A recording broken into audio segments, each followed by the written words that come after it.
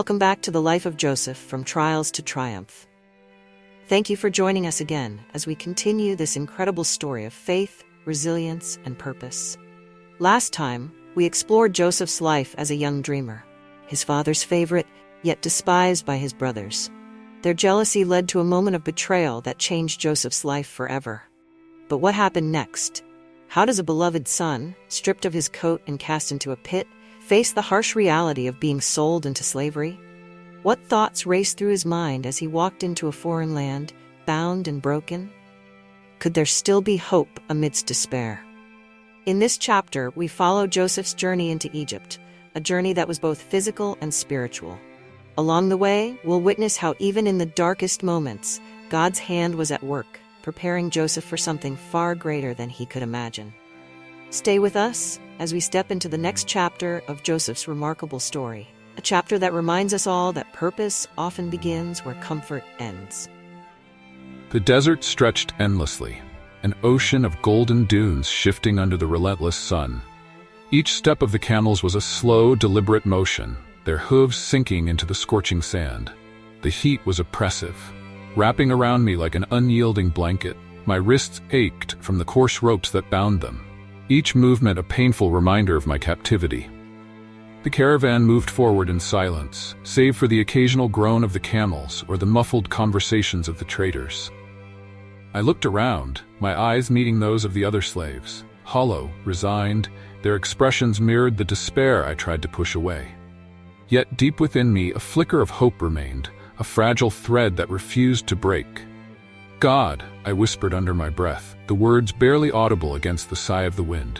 "Are you still with me?" The silence that followed was deafening, yet somehow it wasn't empty. It carried a quiet assurance, a whisper I couldn't quite define. "I have not abandoned you," it seemed to say. Despite the pain, despite the fear, I clung to those words, letting them anchor me in the midst of uncertainty. As we approached Egypt, the landscape began to change. The vast emptiness of the desert gave way to bustling activity, a cacophony of sounds and colors that overwhelmed my senses. Towering pyramids loomed in the distance. Their grandeur was both awe-inspiring and intimidating. The streets teemed with life, merchants shouting their wares, children darting between stalls, camels groaning under heavy loads. The air was thick with the aroma of spices, cinnamon, myrrh, and frankincense mingling in a heady symphony. For a moment, I felt lost in the chaos of this foreign land. The noise, the movement, the sheer scale of it all, it was a world so different from the quiet hills of my home. And yet, even here, even in this unfamiliar place, I couldn't shake the feeling that I was not alone. That somehow my journey had a purpose, even if I couldn't yet see it. The market was alive with chaos, a swirling mix of shouting merchants, braying animals, and the clatter of carts over cobblestone streets. The air was thick with heat and the pungent smell of sweat, spices, and livestock. I stood among the other slaves, our wrists bound, our heads lowered, as the traders paraded us like goods on display. The trader's voice rang out, sharp and commanding. "Here we have a strong young man, ideal for hard labor. Who will start the bidding?" My heart sank as I watched the crowd appraise me, their eyes cold and calculating. To them I was not a person. I was a commodity. People haggled over me, their voices rising and falling like the tide. My mind raced, each moment dragging as I tried to make sense of what was happening. How had my life come to this? Days ago I was my father's beloved son, safe in the hills of Canaan. Now I stood as a slave, my fate in the hands of strangers. Then, a man stepped forward from the crowd. His stature was imposing, his eyes piercing, but not unkind. "I am Potiphar, captain of Pharaoh's guard," he declared. His voice carried authority, and the crowd quieted as he examined me. With a nod, the deal was done. The trader's hand reached out, coins clinking as they changed hands. My chains were removed, but the weight of my captivity remained. As I was led away, I glanced back one last time at the market, a place that had stolen my freedom, but not my faith. I resolved to serve faithfully, even in this foreign land, trusting that God had not forgotten me. I whispered a prayer, "Lord, I don't understand your plan, but I will trust in you." The words steadied me, even as fear gripped my heart. Though I was far from home, surrounded by unfamiliar faces and places, a quiet determination began to grow within me. This was not the end of my story, only the beginning of a journey I could not yet comprehend. When I first entered Potiphar's household, the world seemed vast and overwhelming. The estate was sprawling, its halls lined with polished stone and vibrant tapestries. Servants moved quickly, their footsteps echoing as they carried out their duties. I, however, began at the bottom, tasked with scrubbing floors and hauling water. The work was backbreaking, but I poured myself into it, refusing to let despair consume me.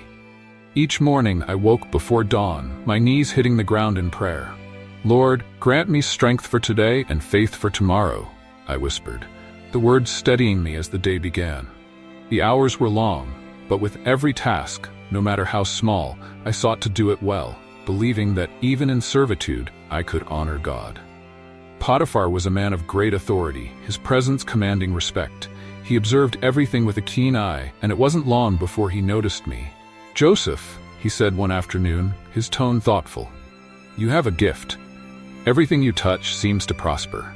His words were a balm to my weary soul, a reminder that God's favor was still upon me. Gradually, Potiphar entrusted me with more responsibilities. I managed the storerooms, ensuring the supplies were plentiful and well kept. I oversaw the other servants, organizing their tasks and resolving disputes. The estate began to flourish under my care. The gardens bloomed with vibrant flowers, the granaries overflowed with grain, and a sense of order and peace settled over the household. My confidence grew, but I remained humble, knowing that my success was not of my own doing. Each evening, as the sun dipped below the horizon, I knelt in gratitude. "Thank you, Lord, for guiding my steps," I prayed, my heart filled with both hope and humility. Potiphar's trust in me deepened with time. He handed over the keys to his estate, declaring, "Joseph, you are in charge of everything I own. Only I will be greater than you in this house." His words carried weight, a responsibility I did not take lightly. I resolved to serve with integrity, honoring both God and the man who had placed his faith in me. In those moments of triumph, I reflected on how far I had come, from the pit to a position of authority in one of Egypt's grandest households. Though the path had been fraught with pain, I could see the hand of God at work, shaping me for a purpose far greater than I could yet understand. Potiphar's wife was a woman of striking beauty, her presence commanding attention whenever she entered a room. Yet behind her graceful demeanor, there was something unsettling, a gaze that lingered too long, questions that seemed too curious. At first I tried to dismiss it, keeping my distance and focusing on my duties, but her intentions soon became clear. "Joseph," she called one day, her voice sweet but insistent. "Why do you always avoid me?" Her words hung in the air, laced with a challenge I dared not meet. I mumbled an excuse and moved quickly to another task, but I could feel her eyes following me, her persistence growing with each passing day. Her advances became bolder. She would find reasons to linger near me, brushing her hand against mine or standing too close. My heart raced with unease every time she approached, my prayers for strength becoming more fervent. "Lord, help me resist this temptation," I whispered, clutching the hem of my robe, as if it could shield me from her gaze. One afternoon, the house was unusually quiet, the servants busy with their tasks elsewhere. I was alone in the main hall when she appeared, her footsteps soft but deliberate. Before I could react, she reached for my cloak, her grip firm. "Lie with me," she demanded, her voice low but forceful. My pulse quickened, fear and resolve battling within me. "How could I do such a wicked thing and sin against God?" I said, my voice steady despite the turmoil inside. I stepped back, breaking free from her grasp, and fled the house, leaving my cloak in her hands. The sound of her scream echoed behind me, sharp and piercing, as I ran into the open air. The servants came rushing, their faces filled with confusion and alarm. She stood in the hall, her expression a mixture of rage and feigned victimhood. "He tried to force himself on me," she cried, holding up my cloak as evidence. Her words fell like stones, heavy and unyielding, shaping a narrative I could not defend against. When Potiphar returned, his face was a mask of anger and disappointment. He listened to his wife's accusations in silence, his gaze flickering to me only briefly. "Take him to prison," he said finally, his voice cold and final. My heart sank, the weight of injustice pressing down on me. Yet, as the guards led me away, I whispered a prayer. "God, you know the truth. Be my strength in this trial." And so I was thrown into the depths of a prison, but even there, I would soon find that God's plan was far from over. The prison was a dark, suffocating place, its stone walls cold and unyielding. Chains clinked with every movement, a constant reminder of our captivity.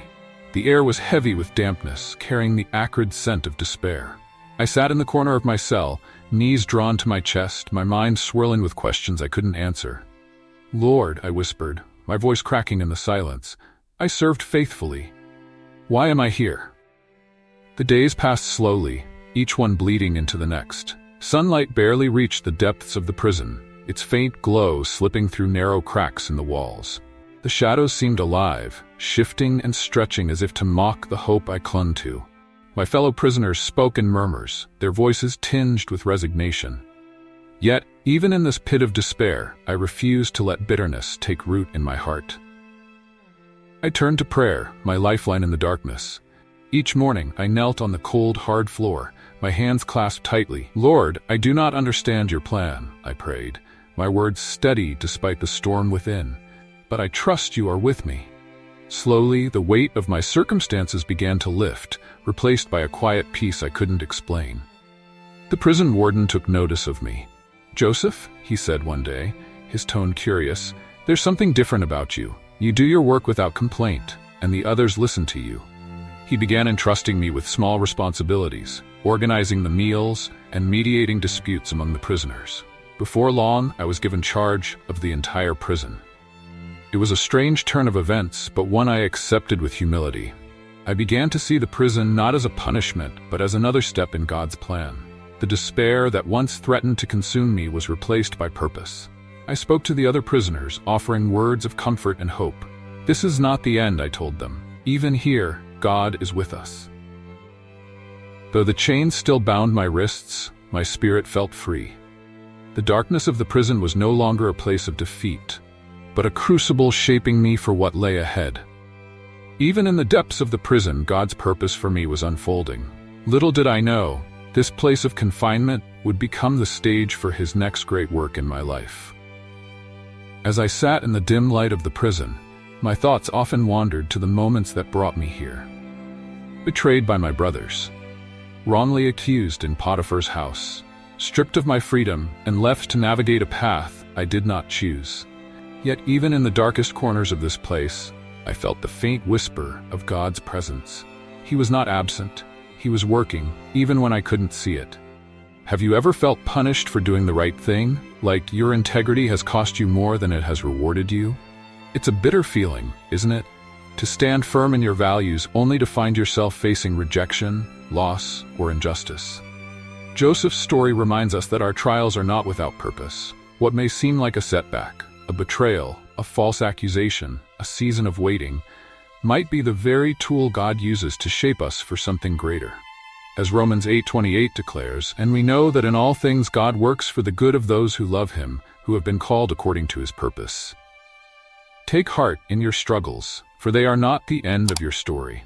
Like Joseph, your journey is still unfolding, and even in the darkest places, God is at work, preparing you for the plans He has for you.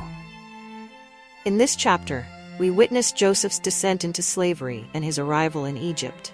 Stripped of his freedom, he faced unimaginable hardships, yet God's hand was present even in these dark moments, guiding Joseph toward his destiny. Have you ever faced a situation where everything seemed to fall apart? How do you hold on to hope when the road ahead feels uncertain? Joseph's story reminds us that even in the valley of despair, God is laying the foundation for something greater. What lies ahead for Joseph in this foreign land? Will he find favor, or will his trials deepen? Join us in the next chapter as Joseph's journey takes a surprising turn. If this chapter inspired you, please like this video and share your reflections. How do you see God's hand at work in your challenges? And don't forget to subscribe to God's Story to continue exploring the journey of faith and perseverance. Joseph's journey reminds us that no matter how bleak the circumstances, God's plan is always in motion, preparing us for a greater purpose.